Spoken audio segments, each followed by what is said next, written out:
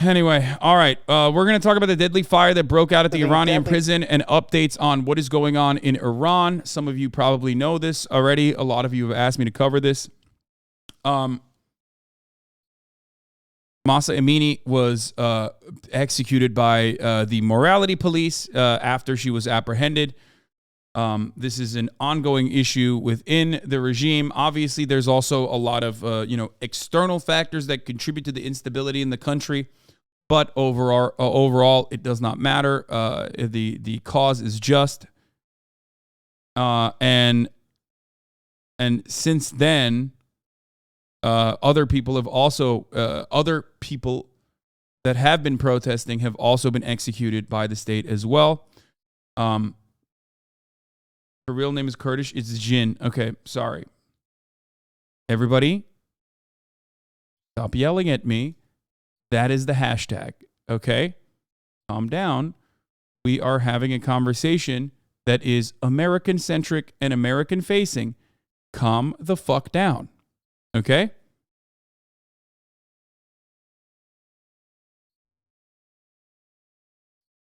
Let's continue. Fire at a notoriously brutal prison in Iran as anti-regime protests have been sweeping that country. Now in their 5th week. Among the prisoners, 2 Americans. The State Department has expressed urgent concern about their welfare. Our chief global affairs correspondent, Martha Raddatz, has that story for us. Good morning, Martha. Good morning, Robin. This morning, families in Iran and here at home are desperate for information about loved ones inside the Evin prison, many of them political prisoners and protesters who have been standing up to Iran's repressive government. The fire was massive. This video posted by local activists recording the explosions and volleys of gunfire reverberating from the hillside prison above Iran's capital.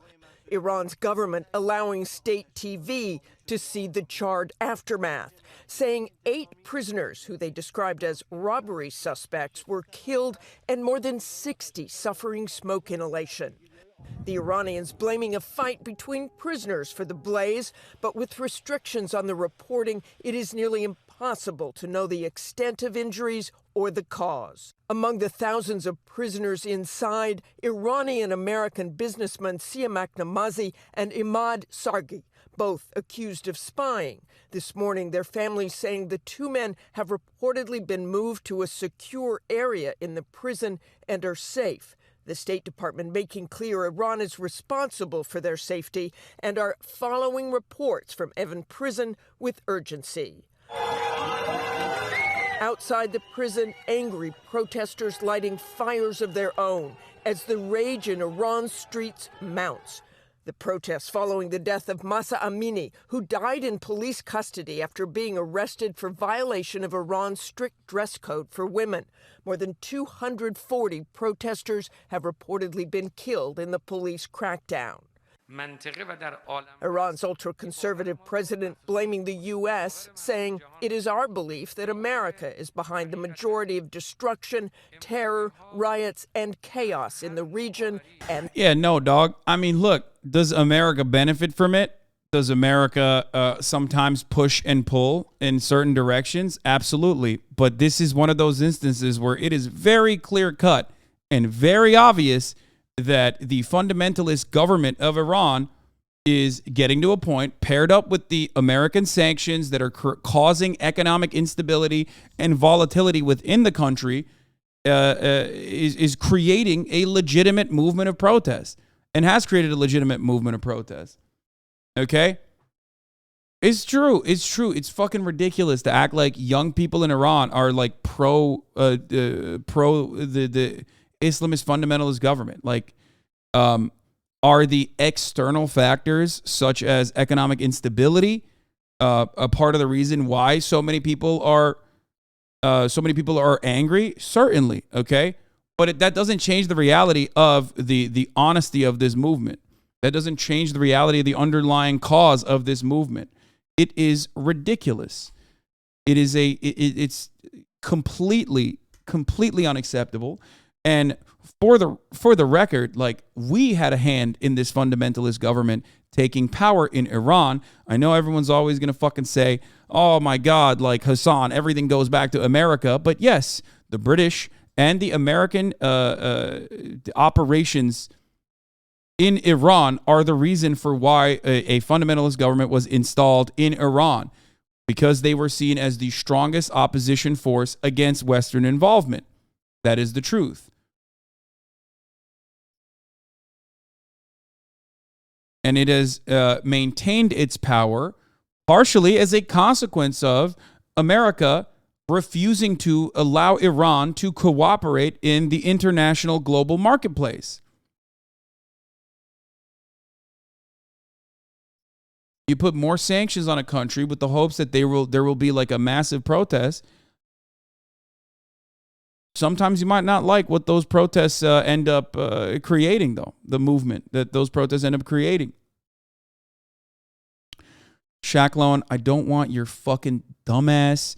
Is it though religious fundamentalism was always strong, especially in Islam? You're epically fucking, I'm a Kurdish Iraqi citizen, so of course I'm going to fucking shit on Islam attitude in the chat right now while we're having a larger fucking conversation, okay? We get it, bro. We get it. You love America, okay? You want to suck and fuck America, okay?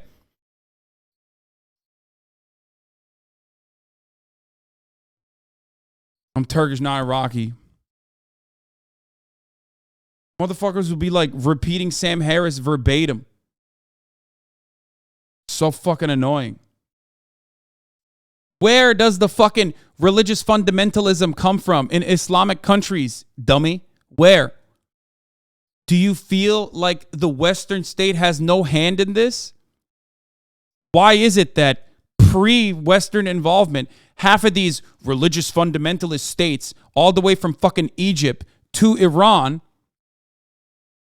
for some weird reason, before American involvement, before Wahhabist extremism running rampant through by way of Saudi Arabia throughout the fucking MENA region, why is it that these countries all have photos where you can very clearly see even socialist governments or socially democratic governments that were, you know, hyping up feminism in the Western girl boss sense even? Why are there so many fucking photos of how different things were from like the 60s, from the 50s? And then all of a sudden, you know, after Western involvement, these countries have all become incredibly fundamentalist.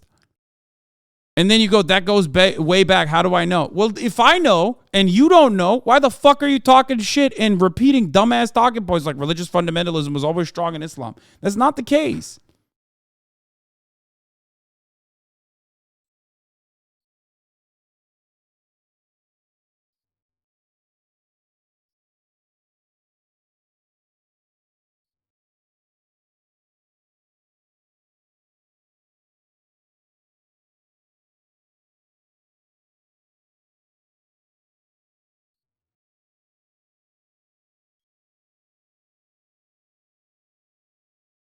Christian fundamentalism and Christian supremacists have like run the fucking world for far longer than like Islamist fundamentalism has overtaken the MENA region, okay?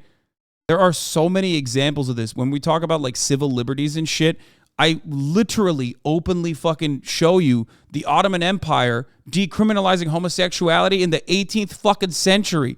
And it wasn't even criminal before then. They just decriminalized it because Western states at the time were straight up fucking criminalizing it. Holy shit, man.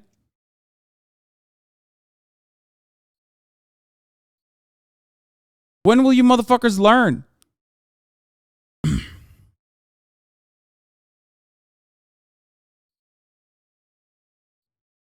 The world, but the U.S. has made very clear America stands with the protesters. For the record, this is precisely why I hope that America does not involve itself in Iranian affairs unless it is to just stop with the fucking insane sanctions on Iran that sometimes stop Iranian citizens from getting access to fucking vaccines, for example. That stops Iranians from getting access to medication, for example. Okay?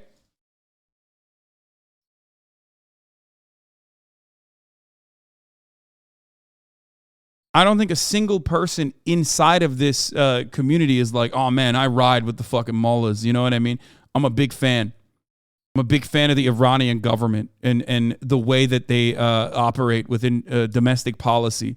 Like, oh yeah, it's so great. Having fundamentalist, having like Islamic fundamentalist rules that are inherently and incredibly oppressive. That's a really good thing. Like, no one thinks that. Why the fuck would we fight against that here in America when it's Christian supremacy? Okay, when it's Christian fundies doing the same shit, but not being as successful. Okay, and then turn around and be like, no, but it's cool when Iran does it. No, it's not cool.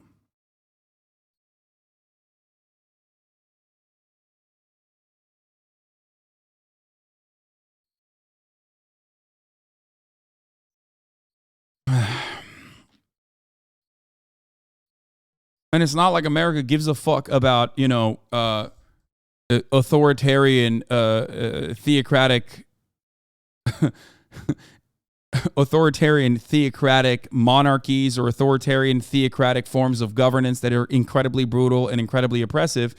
After all, some of our allies, you know, Saudi Arabia, Israel, these are our biggest allies in the region, right? They love that shit. They're a big fan of that. You don't see them fucking supporting protests inside of Israel, supporting protests inside of the Kingdom of Saudi Arabia. So what's up with that? No, it's not a genuinely held belief by America. It's just they fucking hate. They want to overthrow the Iranian government and install a government that is more favorable to the United States and their interests.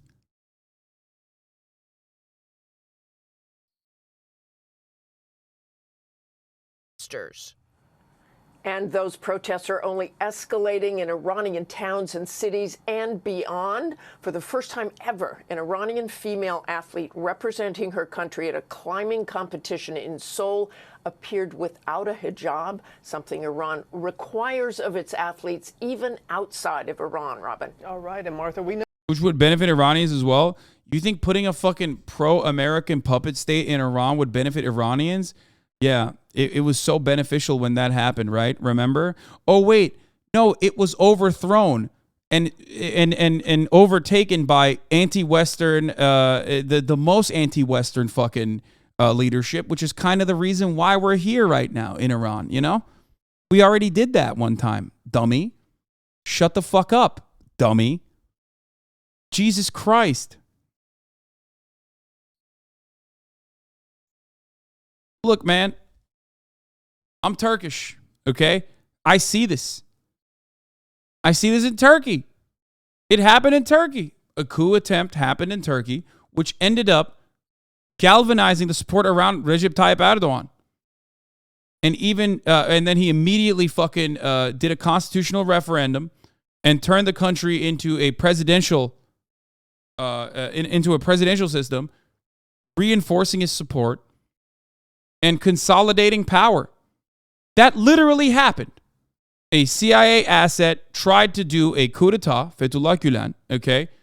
He had his tentacles all over, every level of Turkish government, including the military, including the police force, including the fucking court systems. And they tried it. It failed. And it ended up only giving Erdogan more fucking power and breathing 5 more years of life into his authoritarian government. Okay? And you guys know I don't like Erdogan. I hate him. Erdogan and his administration is part of the reason why I can't go back to Turkey. All right?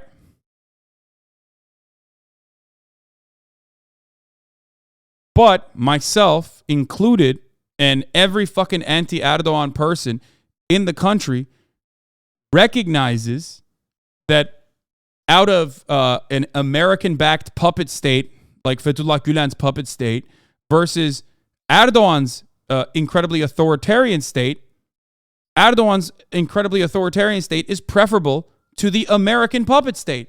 That's just the truth. This is a guiding principle that many people have.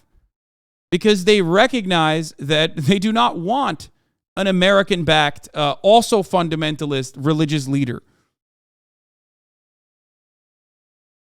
But it's so hard for Americans to see that because no matter what happens, you consider America to be infallible at your heart, okay? You see America's actions as like a good thing overall. You look at Turkey and you go, well, I mean, America's still better off, and it's true. But the only reason why America is better off than all these other countries is because there is no other America fucking up shit in America, okay? I know that you have been traveling to Iran for many, many years, and you're familiar with that prison? I am, Robin. It's impossible not to notice the massive barbed wire fences that surround it up in the mountains. You're never supposed to photograph it or even turn a camera toward it. And of course, the stories from inside over the years are truly frightening, which makes these protests even more courageous, Robin. It really does. Always appreciate your reporting, Martha. Thank you. Well, hey there.